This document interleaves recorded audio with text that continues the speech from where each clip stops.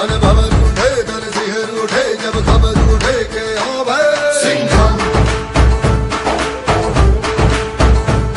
नाम अगर चले बस लहर चले जब गावे सिंघम। पूरा खींच के धूल खींच के रह पड़ जाए भला खींच के बाहों में बीच के जब फिर मिल जाए न किसी से ये कम बड़ा इसमें है दम धर सिंह है ये सिंघम।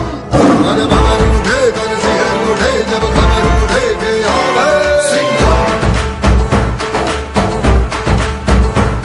नाम अगर चले बस लहर चले जब गावे सिंघम।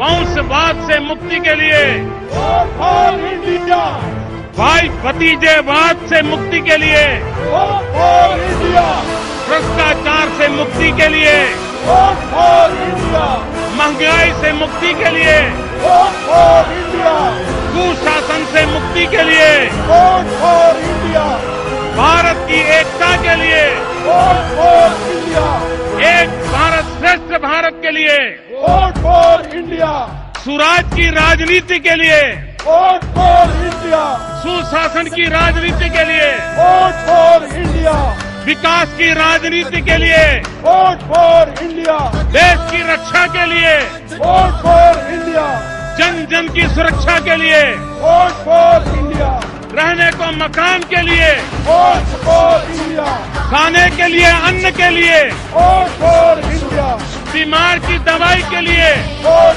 इंडिया, दरिद्र नारायण की भलाई के लिए इंडिया, शिक्षा में सुधार के लिए इंडिया, युवाओं को रोजगार के लिए इंडिया, नारी के सम्मान के लिए इंडिया, किसानों के कल्याण के लिए इंडिया, स्वावलंबी भारत के लिए इंडिया, शक्तिशाली भारत के लिए इंडिया, समृद्धिशाली भारत के लिए इंडिया, प्रगतिशील भारत के लिए इंडिया। भाइयों बहनों, vote for India, vote for India.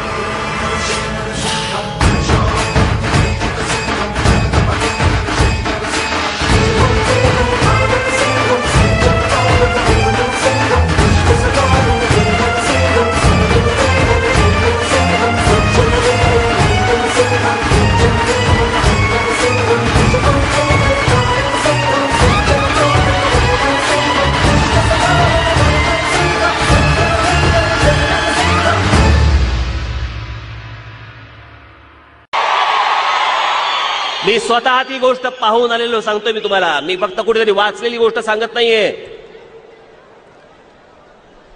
मी संपूर्ण गुजरात राज्य फिरत असताना मी कच्छ मध्ये गेलो, ज्याला आपण कच्छ रण म्हणतो.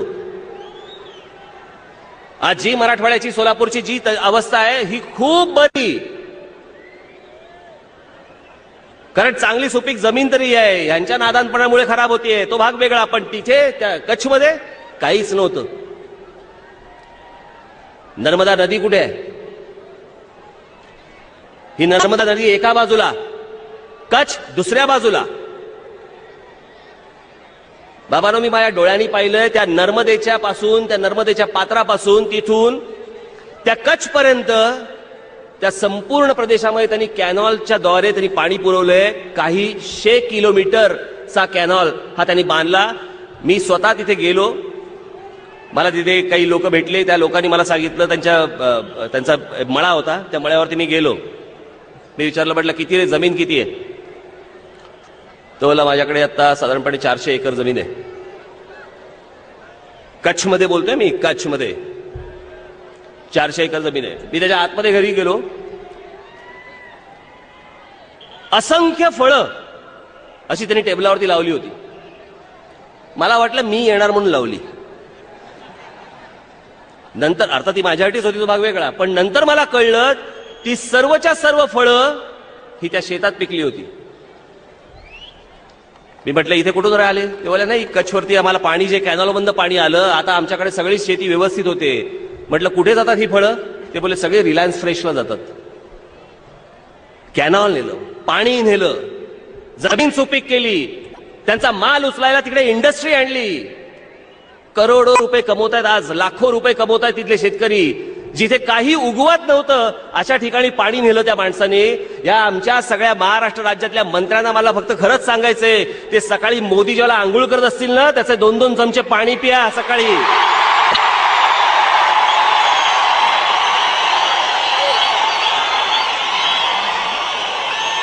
कई बार तो ये ईर्ष्या पैदा करते हैं मेरे अंदर कि यार गजब मामला हुआ पड़ा है, लेकिन क्या करें, देश के 27-28 जो प्रदेशों के जननायक हैं उनमें सबसे लोकप्रिय आप हैं. और कई बार मैं ईश्वर की ओर देखकर आपके विषय में ये सोचता हूं कि एक बार फिर जीवन का रथ मुड़ा शुक्र के पथ पर और राजनीति ने डोरे डाले फिर लेखन के व्रत पर. जो लोग नरेंद्र भाई को जानते हैं वो जानते हैं कि अगर वो राजनेता ना होते तो मंच को एक बड़ा धुरंधर कवि मिल जाता. और मेरे को भी लगता है कि अपने गोत्र जैसा एक और है, वरना मुझे इनसे अकेले ही जूझना पड़ता है. कि एक बार फिर जीवन का रथ मुड़ा शुक्र के पथ पर, राजनीति ने डोरे डाले फिर लेखन के व्रत पर. मैं पंक्ति पढ़ता हूं बाल कवि बैरागी की, आपकी दाद उठे अगर मैं सच कह रहा हूं इतने बड़े व्यक्ति के आगमन पर. कि एक बार फिर जीवन का रथ मुड़ा शुक्र के पथ पर, राजनीति ने डोरे डाले फिर लेखन के व्रत पर. और लक्ष्मण रेखा बड़ी क्षीण है, बड़ी क्रूर है काई, कदम कदम पर फिसलाती है रेशम सी चिकनाई. कदम कदम पर फिसलाती है रेशम सी चिकनाई. और जिस राजनीति को काजल कहा जाता है कि काजल के पर्वत पर चढ़ना, चढ़कर पार उतरना बहुत कठिन है, निष्कलंक रह करके ये सब करना.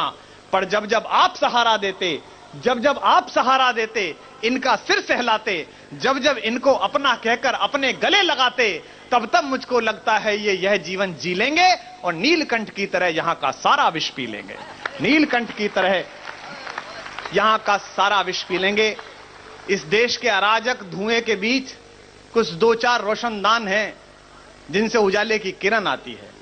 विपरीत लोग भी और अनुकूल लोग भी दोनों आपके अस्तित्व के होने से इंकार नहीं कर सकते. विपरीत पूरी शिद्दत के साथ अस्वीकार करते हैं और अनुकूल पूरी शिद्दत के साथ स्वीकार करते हैं. मनुष्य वो जो ऐसे जिए कि जब फूल की तरह पृथ्वी से जाए तो बीज धरती में हो और सुगंध आसमान में. मैं जानता हूं कि ये जो हलचल जो हुई है यहाँ पर, ये हलचल ये गुजरात का एक ऐसा शहर है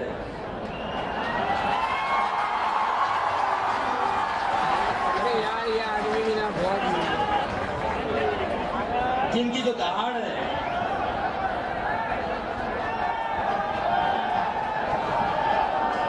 और जो गुजरात की शान भी बन गया और गुजरात का परिचय बन गया. આ કાર્યક્રમમાં નરેન્દ્ર મોદી સાથે વિજય દરડા ચર્ચાઓ કરતા પણ નજરે પડ્યા. દરડાએ જે રીતે મોદીના સ્ટેજ પર વખાણ કર્યા હતા તે વખાણ મોદીને પણ યાદ રહ્યા. અને જ્યારે મોદીએ સંબોધન કર્યું ત્યારે દરડાના વખાણને યાદ કરતા સાધી દીધું કોંગ્રેસ પર નિશાન. મોદીએ કહ્યું કે દરડાએ જે રીતે મારા વખાણ કર્યા છે તેમનું તેને પરિણામ ભોગવવું પડશે.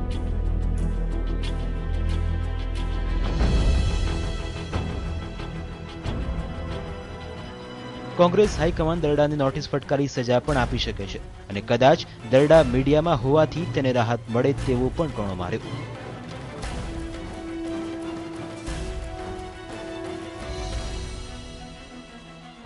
कल सुबह ब्रेकिंग न्यूज हो कि कांग्रेस हाईकमांड ने विजय दरड़ा को नोटिस भेजा.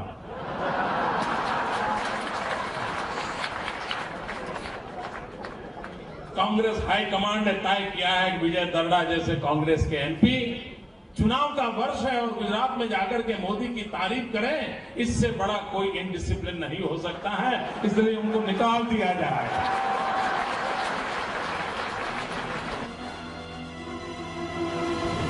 नरेंद्र मोदी इनके बारे में उनका काम बहुत ही अच्छा है.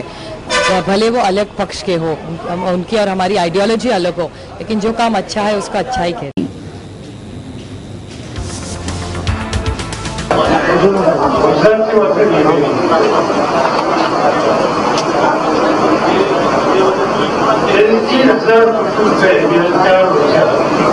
एकच कामासाठी खर्च आणि ते म्हणजे शेत तयार आणि त्याला धरून सिमेंटच्या त्याचा परिणाम आज त्या राज्यामध्ये जिचा पाऊस पडला आहे तिचा. सुना आपने पवार साहब ने क्या कहा? सिंचाई परियोजनाओं के लिए गुजरात सरकार से सीख लेने की नसीहत दे रहे हैं. क्या बात है पवार साहब, ये बात आप कह रहे हैं? आप तो पिछले 8 साल से केंद्रीय कृषि मंत्री हैं. महाराष्ट्र में आपके सहयोग से सरकार चल रही है, फिर ये बात कहने की नौबत क्यों आई? जबकि गुजरात में बीजेपी की सरकार है, जिसे आपकी यूपीए सरकार फूटी आंख नहीं पसंद करती. आप महाराष्ट्र में किसे गुजरात से सीख लेने की सलाह दे रहे हैं? सरकार तो आपकी ही है, केंद्र में आप मंत्री हैं, फिर सीख किसे लेनी चाहिए, जरा ये भी तो बताइए.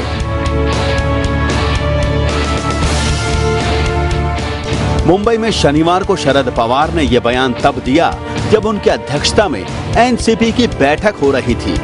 सिर्फ मोदी सरकार की ही तारीफ नहीं की पवार ने, इस बैठक में अपनी पार्टी के नेताओं को शिवसेना से सीख लेने की भी सलाह दे डाली.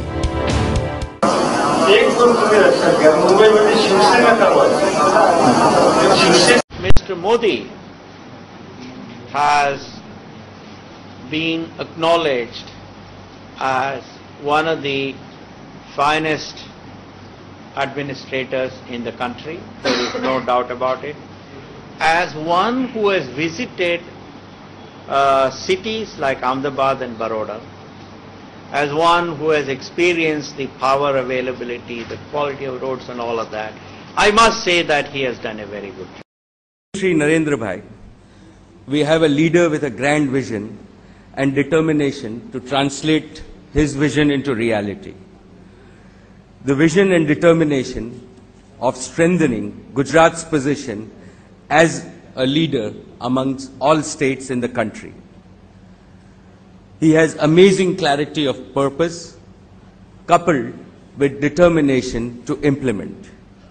He combines his strong Gujarat ethos with a modern outlook. Under your leadership, Narendra Bhai, there is newfound confidence in Gujarat. I am convinced that your dynamism and passion will help Gujarat earn not only a place of pride in India, but in the world.